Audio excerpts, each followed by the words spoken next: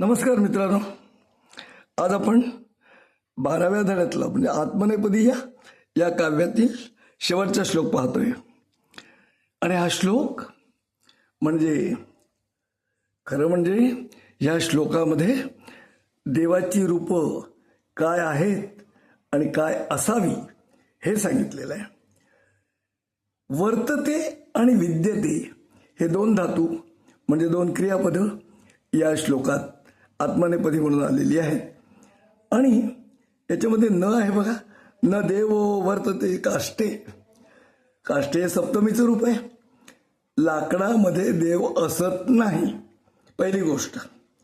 न पाषाणे, पाषाण सप्तमीचं रूप आहे. दगडामध्ये सुद्धा देव नाही. आणि न मृण्मयी, मातीत सुद्धा देव नाही. मग देव कुठे आहे? तर भावो ही, भाव आपला जो आहे, श्रद्धा विश्वास, भावो ही नव्हे भावे ही, भाव भावना, विद्यते देव, देवा भावनेत आहे. तस्मात भावो ही कारणम. मग देवाचं कारण काय?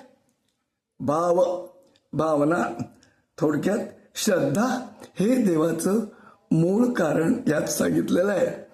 एरवी आपण दगडात देव पाहतो, लाकडात देव पाहतो, मातीत देव पाहतो, पण देव त्या पलीकडे आहे, मूर्तीच्या पलीकडे. त्यातलं जे देवत्व आहे, जे तत्व आहे, जे सत्व आहे, तीच भावना आणि तोच देव, असा हा श्लोक आहे. मित्रांनो, आज आपण आत्मनेपदी हे श्लोक पूर्ण केले. नीटपणाने वाचा, पाठ करा. शंका आली तर विचारा. धन्यवाद.